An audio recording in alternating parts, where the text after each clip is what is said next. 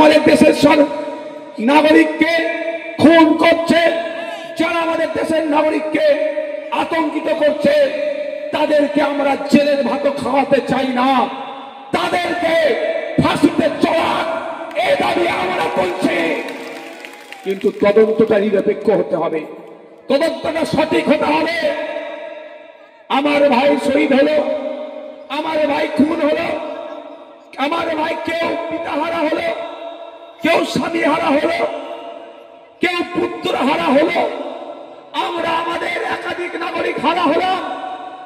আমরাও চাই ওই পুলওয়ামার মতো যেন না হয়ে যায়। 350 কিলো আরডিএক্স কে নিয়ে এসেছিল, এখন পর্যন্ত আমরা জানতে পারলাম না। 2019 সালের ঘটনা, 2025 এখনো পর্যন্ত তারা বিচার হলো না।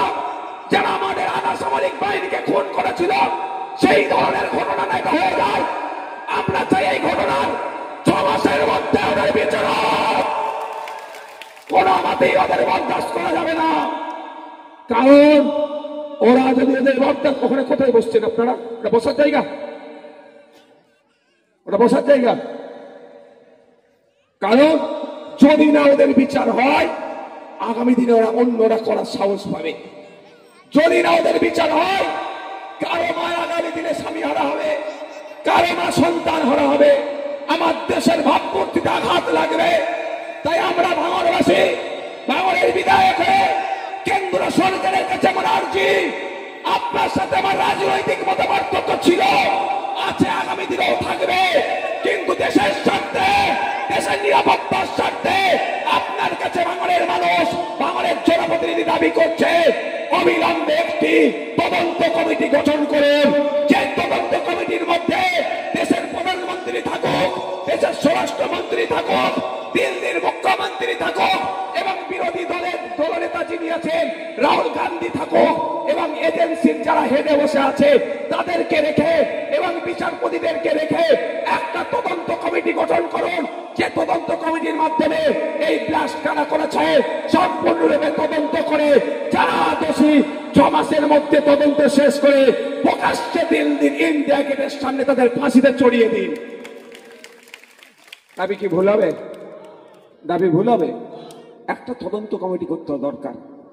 একজন জনপ্রতিনিধি হিসাবে দেশের প্রধানমন্ত্রীর কাছে আহ্বান করছি, কি প্রধানমন্ত্রী থাকবে, দেশের রাজধানীতে হয়েছে, শুনুন, এটা ব্লাস্টটা শুধুমাত্র মানুষ তো মারা গেছে, আমার ভাইকে আমরা হারিয়েছি, বিশ্বের দরবারে আমাদের মাথাটা হেট হয়েছে। কারণ আমার দেশের রাজধানীকে যদি আমি সুরক্ষা না দিতে পারি, তো অন্যরা তো হাসবে, তোরা আবার কি বকছিস রে, তোদের রাজধানীকে তোরা সুরক্ষা দিতে পারিস নি?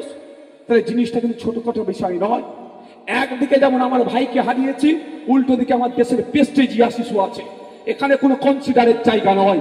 কে করেছে, কারা করেছে তার দেখার দরকার নাই। যে করেছে, যারা করেছে তাদেরকে কবে ফাঁসিতে চড়াবেন, এই প্রশ্নটা আমাদেরকে করতে হবে। কবে ফাঁসিতে চড়াবেন, তার জন্য নিরপেক্ষ তদন্ত হওয়া দরকার।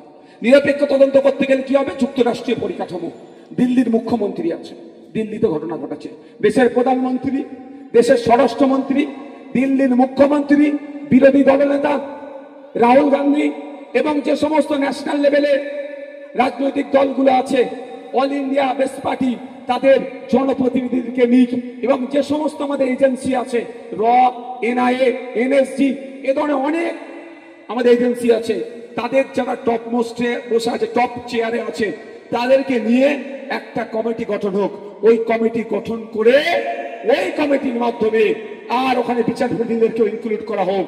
ওনাদের মনিটরিং এ, ওনাদের দেখভালে এটা নিরপেক্ষ একটা তদন্ত করা হোক। তদন্ত করে তদন্ত 6 মাসের মধ্যে শেষ করতে হবে। কারণ যারা কুলাঙ্গার, যে দেশের দূরে এইগুলো এই কাজের সাথে যুক্ত, তাদেরকে জেলের ভাত খাওয়ানো যাবে না। কারণ ওই কুলাঙ্গার, ওই দেশের দূরে গুলো যে জেলের ভাত খাচ্ছে আপনার আমার ট্যাক্সের টাকা, যাকে খুন করলো ওরা, যার হাত উড়ে গেল, যার পা উড়ে গেল, যে স্বামী হারা হলো, যে পিতা হারা হলো, যে সন্তান হারা হলো, তাদেরও ট্যাক্সের টাকা ওখানে জেলের হাতে ওরা খাবে, ওদের ওটাও খেতে দেওয়া যাবে না। তাই 6 মাসের মধ্যে কি করতে হবে? তদন্ত হোক। 6 মাসের মধ্যে তদন্ত কমপ্লিট করে যারা দোষী তাদেরকে কোথায়? ইন্ডিয়া গেটের সামনে ফাঁসিতে ঝুলানো হোক। সারা পৃথিবী দেখো, ভারতবর্ষে যারা সন্ত্রাসী সন্ত্রাসী কার্যকলাপ করবে, যাদের ইন্ধনে হবে সেই নেতাগুলোকে খুঁজে বার করতে হবে। যারা করেছে, যাদের ইন্ধনে হয়েছে, তাদেরকে ধরে প্রকাশ্যে ফাঁসিতে চড়াচ্ছে। শুধু ভারতবর্ষের কাছে বার্তা নয়, সারা পৃথিবীর কাছে বার্তা দেওয়া হবে, আমার এই মহান দেশ নানা জাতের, নানা ধর্মের, নানা ভাষার মানুষ বসবাস করে। আমাদের ইউনিটি স্ট্রেংথ, আমাদের পরিচয়। এখানে যারা সন্ত্রাসবাদী কার্যকলাপ করবে তাদের বিচার করে এই ইন্ডিয়া গেটের সামনে প্রকাশ্য ফাঁসিতে ঝুলিয়ে দেওয়া হবে। ইন্ডিয়া গেটের কথা কেন বললাম? ইন্ডিয়া গেটে লেখা আছে আমাদের শহীদানদের অনেক নাম, প্রায় 90,000 শহীদদের নাম লেখা আছে, যারা দেশকে স্বাধীন করার জন্য